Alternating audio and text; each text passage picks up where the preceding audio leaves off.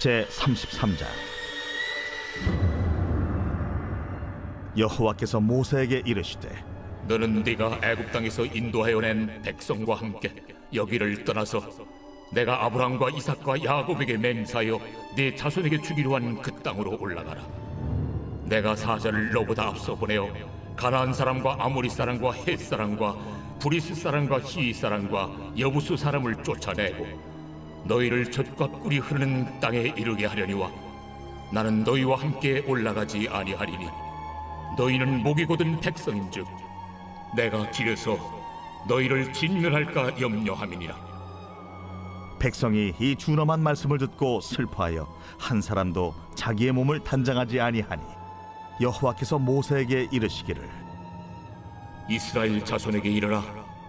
너희는 목이 곧은 백성인즉 내가 한순간이라도 너희 가운데에 이르면 너희를 진멸하리니 너희는 장신구를 떼어내라. 그리하면 내가 너희에게 어떻게 할 것인지 정하겠노라. 이스라엘 자손이 호렙산에서부터 그들의 장신구를 떼어내니라. 모세가 항상 장막을 취하여 진 밖에 쳐서 진과 멀리 떠나게 하고 회막이라 이름하니 여호와를 앙모하는 자는 다 진 바깥 회막으로 나아가며 모세가 회막으로 나아갈 때에는 백성이 다 일어나 자기 장막문에 서서 모세가 회막에 들어가기까지 바라보며 모세가 회막에 들어갈 때에 구름 기둥이 내려 회막문에 서며 여호와께서 모세와 말씀하시니 모든 백성이 회막문에 구름 기둥이 서 있는 것을 보고 다 일어나 각기 장막문에 서서 예배하며 사람이 자기의 친구와 이야기함 같이 여호와께서는 모세와 대면하여 말씀하시며 모세는 진으로 돌아오나 눈의 아들 젊은 수종자 여호수아는 회막을 떠나지 아니하니라. 모세가 여호와께 아뢰되 보시옵소서, 주께서 내게 이 백성을 인도하여 올라가라 하시면서 나와 함께 보낼 자를 내게 지시하지 아니하시나이다. 주께서 전에 말씀하시기를 나는 이름으로도 너를 알고 너도 내 앞에 은총을 입었다 하셨사온즉 내가 참으로 주의 목전에 은총을 입었사오면 원하건대 주의 길을 내게 보이사 내게 주를 알리시고 나로 주의 목전에 은총을 입게 하시며 이 족속을 주의 백성으로 여기소서. 내가 친히 가리라. 내가 너를 쉬게 하리라. 주께서 친히 가지 아니하시려거든 우리를 이곳에서 올려보내지 마옵소서. 나와 주의 백성이 주의 목전에 은총 입은 줄을 무엇으로 알리까? 주께서 우리와 함께 행하심으로 나와 주의 백성을 천하 만민 중에 구별하심이 아니니까. 네가 말하는 이 일도 내가 하리니 너는 내 목전에 은총을 입었고 내가 이름으로도 너를 알리니라. 원하건대 주의 영광을 내게 보이소서. 내가 내 모든 선한 것을 네 앞으로 지나가게 하고 여호와의 이름을 내 앞에 선포하리라. 나는 은혜 베풀 자에게 은혜를 베풀고 궁휼히 여길 자에게 궁휼을 베푸느니라. 네가 내 얼굴을 보지 못하리니 나를 보고 살 자가 없음이니라. 보라, 내 곁에 한 장소가 있으니 너는 그 반석 위에 서라. 내 영광이 지나갈 때 내가 너를 반석 틈에 두고 내가 지나도록 내 손으로 너를 덮었다가 손을 거두리니 네가 내 등을 볼 것이요 얼굴은 보지 못하리라.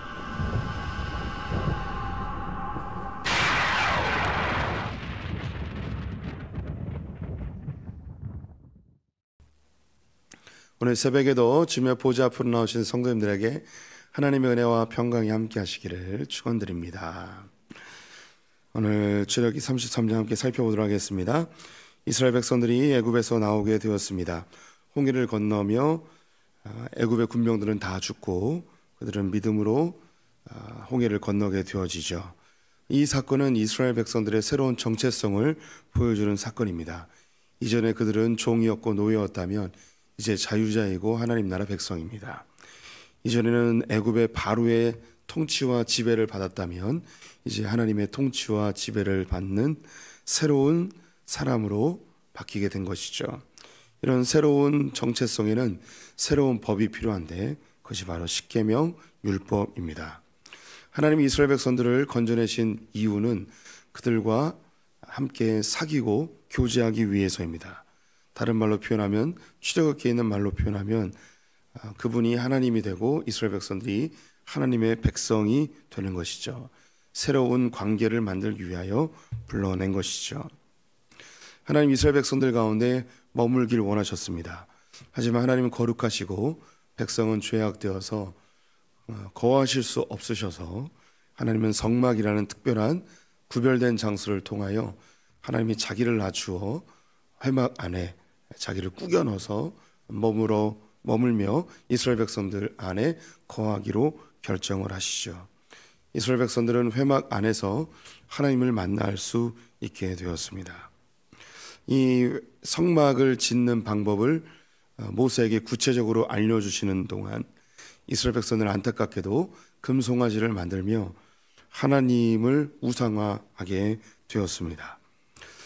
모세에게 급히 내려가 이스라엘 백성들의 그 범죄함을 하나님께서 말려주기를 원하셨습니다. 그 하나님의 마음을 잘 알았던 모세는 율법 돌판을 깨트리며 이스라엘 백성들 가운데 레위인을 불러내서 3,000명의 사람을 징계하였습니다. 레위인이 스스로 자원하여 이 징계에 동참하게 되었는데요. 성경에는 레위인들이 자기의 아들들과 자기 형제를 죽였다고 기록하고 있습니다. 자기 희생이죠. 이것을 통하여 이스라엘 백성들 가운데 그 죄에 대한 대가를 모세가 지불하게 하였습니다. 그리고 하나님께 나아가서 중보의 역할을 하죠. 하나님 이렇게 죄에 대한 대가를 지불했습니다. 이 백성을 용서해 주십시오 라고 하나님께 간구하였습니다. 그때 하나님께서 그래, 내가 너희들의 이 죄에 대하여서는 이번에는 내가 용서해 주마. 그리고 너희들을 위한 계획대로 너희가 가나안 땅으로 가라. 그리고 그 땅을 너희에게 줄 것이다. 그리고 내 사자도 먼저 보내서 그 땅을 차지하는 데 있어서 어려움이 없도록 내가 은혜를 베풀 것이다. 근데 한 가지 조건이 있다. 나는 같이 가지 않겠다. 왜냐하면 너희가 너무 목이 곧은 백성이고 너희는 또 다른 죄를 질 것이 분명하기에 너희의 죄를 보고 내가 분명히 너희를 진멸할 것 같다. 그러니 나는 가지 않고 네가 이끌고 가나안 땅으로 가라.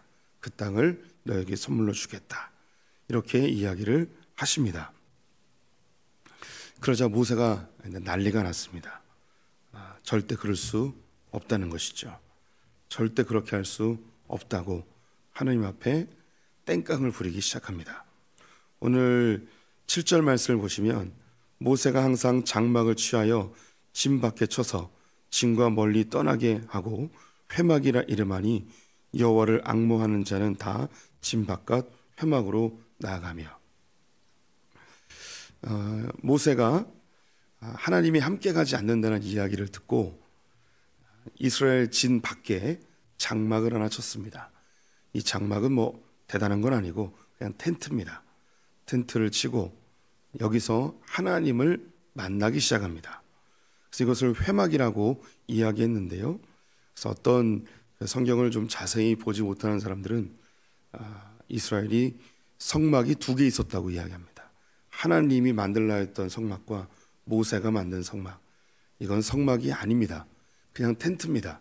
그런데 하나님이 이스라엘 백성들과 함께 가지 않는다 해서 이스라엘이 지금 범죄한 상태이기 때문에 하나님을 특별히 만나기 위하여 회막이라는 것을 짓고 그곳에서 하나님을 만났습니다.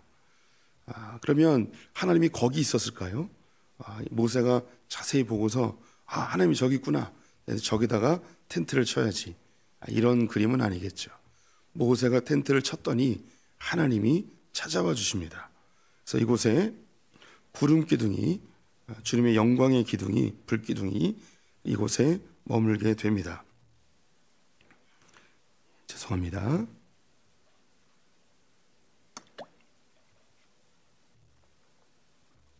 구절 말씀을 보시면 모세가 회목에 들어갈 때에 구름 기둥이 내려 회막물에 서며 여호와께서 모세와 말씀하시니 모세가 하나님을 만나기 위해서 회막을 쳤더니 하나님이 그곳에 와 주셨어요.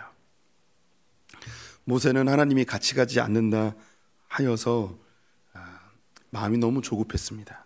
하나님 만나고 싶었습니다. 지금까지 하나님을 어디서 만났냐면 시내산에서 만났습니다.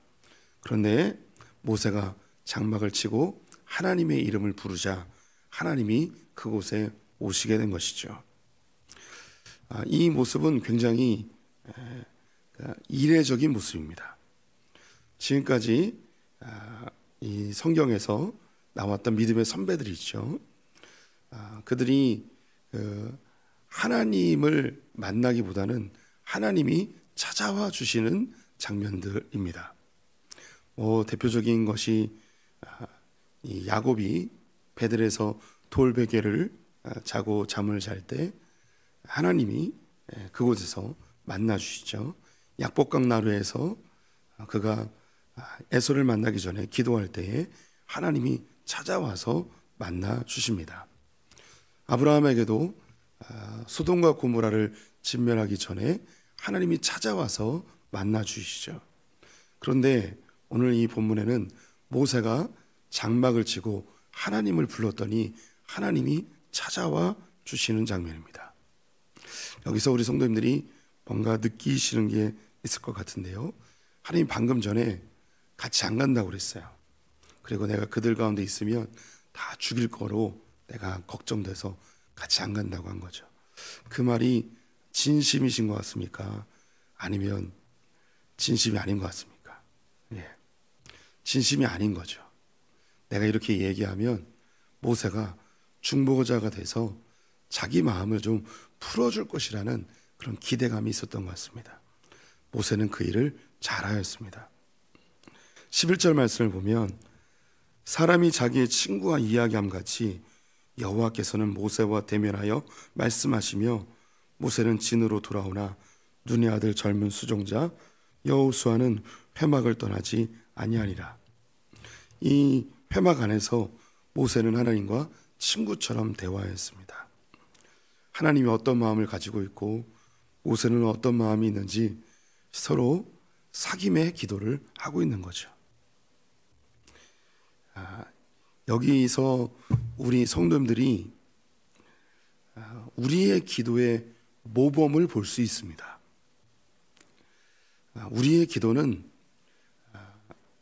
우리 새벽에 오신 분들은 이 단계는 다 넘어섰죠. 자칫 우리의 기도는 소원 성취와 문제 해결을 위한 기도에 머무를 수 있습니다. 그래서 문제가 생기고 마음에 소원이 있으면 하나님께 기도하고 하나님을 찾지요. 그런데 오늘 모세의 기도는 하나님과 마음을 나누는 대화하는 기도였습니다. 친구하고 이야기함 같이 하나님과 사귐의 기도를 하고 있죠. 이 장소는 모세가 지은 장막입니다. 회막 밖에 구별되게 지은 장소에서 하나님을 만나고 있습니다. 우리의 기도는 먼저 내 일상의 삶에서 구별된 시간과 장소가 필요합니다. 그런 의미에서 이 새벽 기도는 구별된 시간이고 구별된 장소라 하겠죠. 혹시 영상으로 보시는 분들 가운데 주님과의 이런 기도를 위해 기도를 하기 원하신다면 먼저 그 가정에서 구별된 장소를 만드셔야 됩니다. 제가 아는 목사님은 베란다에 자기만의 이 기도의 공간을 만드신 분이 있습니다. 집에서 그분은 새벽 기도를 이렇게 규칙적으로 하는 분은 아니었고 자기 나름대로 하나님과의 사귐의 시간을 갖기 위해서 베란다에 그런 기도의 장소를 마련했다고 합니다. 우리 성도님들도 이 교회에 와서 기도하던 아니면 가정에서 기도하던 중요한 것은 시간과 장소를 구별해서 드려야 된다는 것입니다. 그리고 그 기도는 그냥 일방적인 기도가 아니고 하나님과 대화하듯 내가 얘기하면 주님의 음성을 들어야 됩니다. 주님은 말씀하시는 분이십니다. 어떤 면에서 하나님은 굉장히 수다장이십니다. 왜 수다장이라 이야기하는가?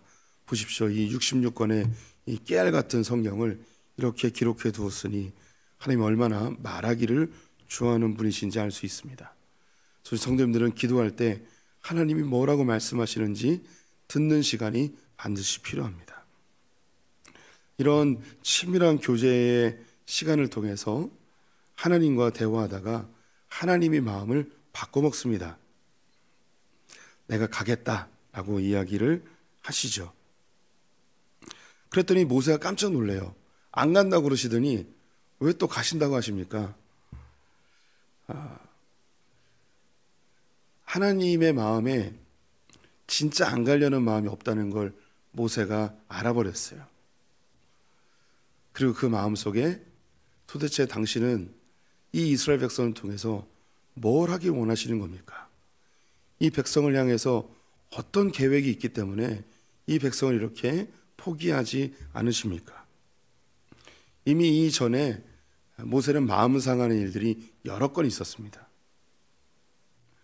그들은 먹을 물이 없다고 하나님을 원망하고 먹을 양식이 없다고 하나님을 원망하고 수없이 하나님을 원망하고 배신하고 자신에게 도전하는 모습을 보았습니다.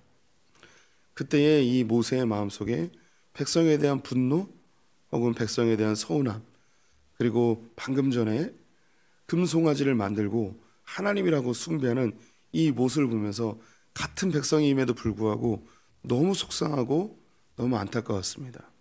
그 안타까움이 돌판을 깨버린 것이고 3,000명을 죽여버린 겁니다. 그런데 하나님은 이 백성을 자기보다 더 속상할 텐데, 자기보다 더 화가 날 텐데, 근데 이 백성을 버리지 않고 또 다시 가겠다고 하는 이 하나님에 대해서 도대체 이분이 누군가? 왜 이 하나님은 이 백성을 이렇게 포기하지 아니하는가? 오늘 본문 말씀에 16절, 17절, 18절 제가 읽어보겠습니다.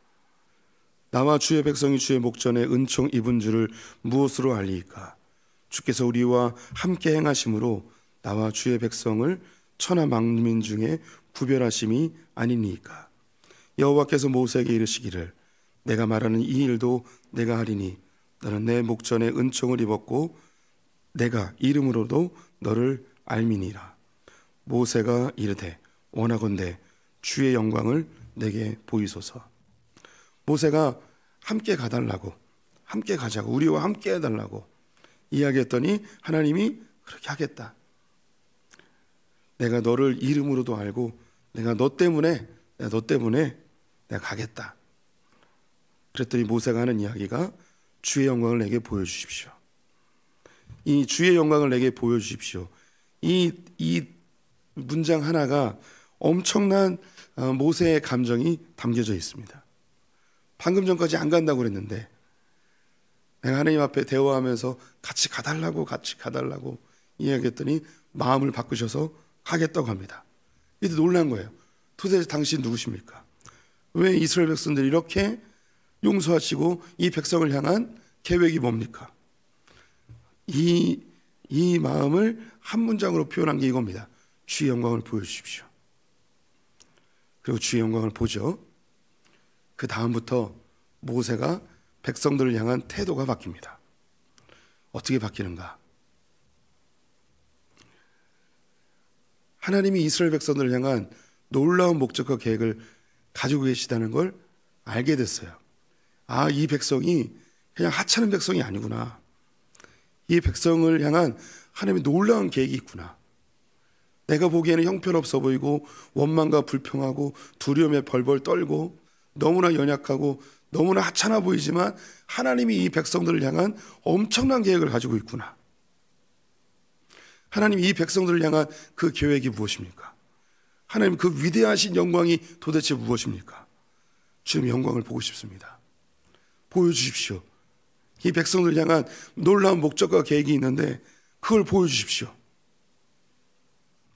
19절 말씀, 여호와께서 이르시되 내가 내 모든 선한 것을 내 앞으로 지나가게 하고 여호와의 이름을 내 앞에 선포하리라. 나는 은혜 베풀 자에게 은혜를 베풀고 긍휼히 여길 자에게 긍휼을 베푸느니라. 그래? 그럼 내가 보여줄게. 주님 약속하십니다. 그런데 얼굴과 얼굴을 보면 죽게 되어서 하나님이 당신의 뒷모습을 보여주겠다고 말씀을 하십니다.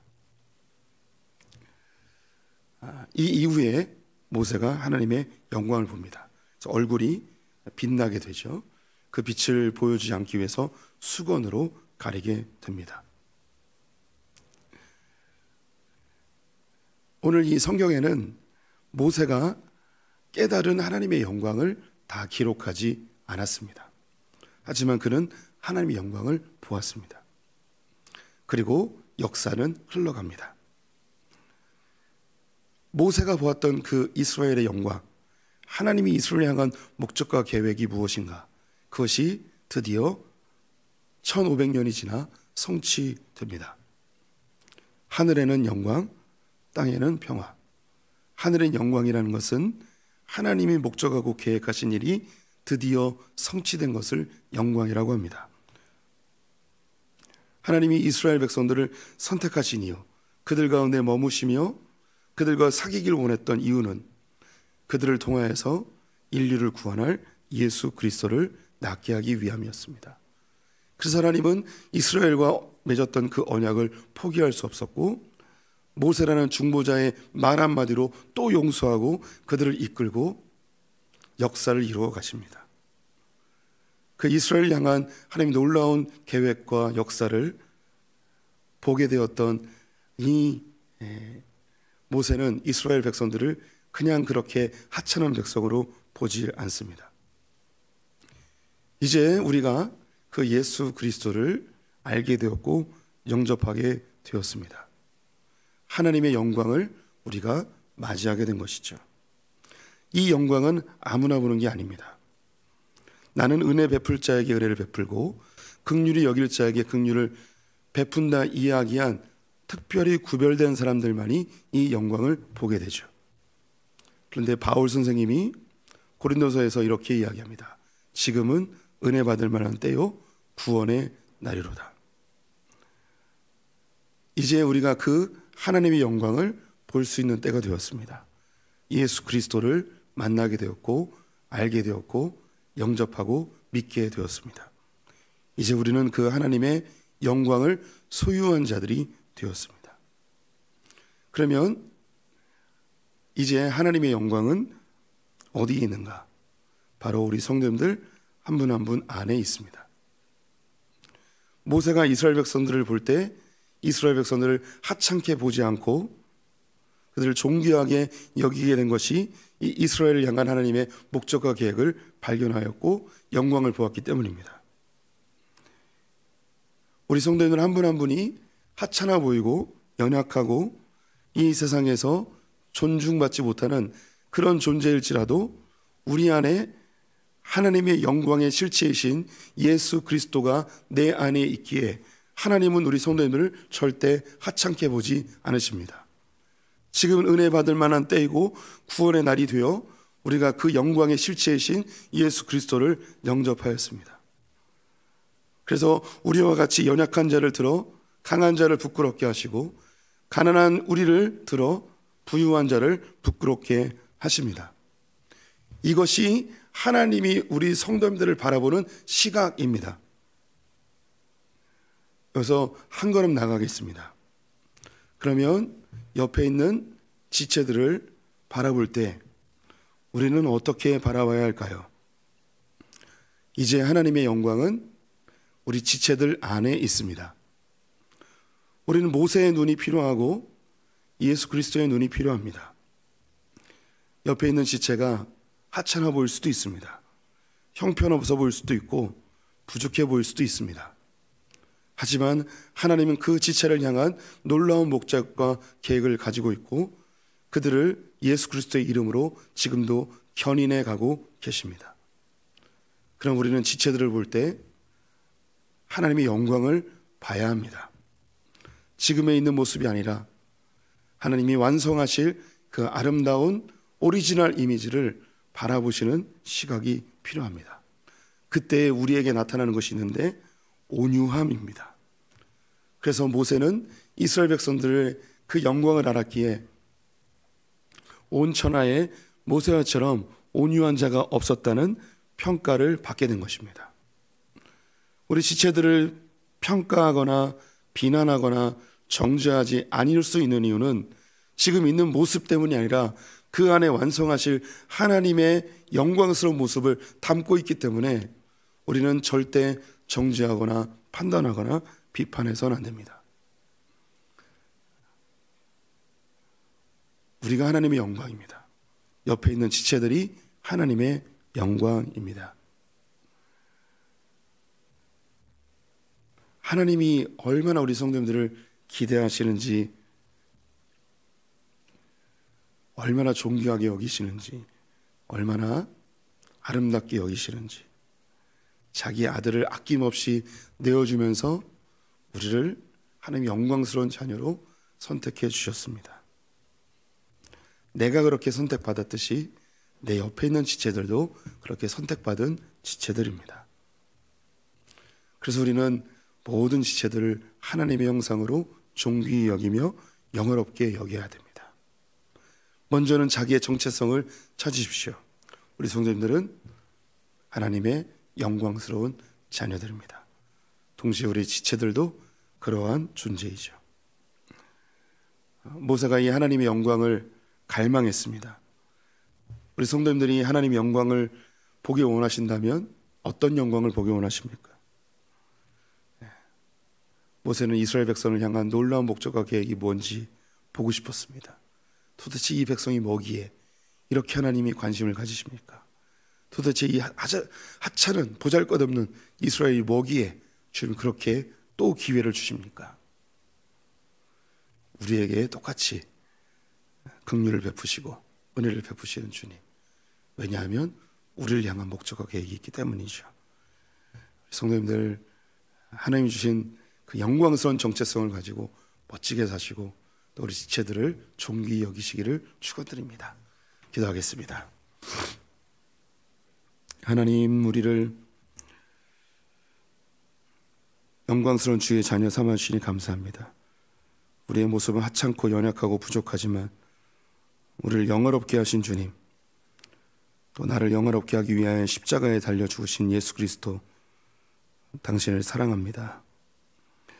나를 구원하신 그 주님께서 나의 지체들도 동일하게 영화롭게 하신 줄 믿습니다.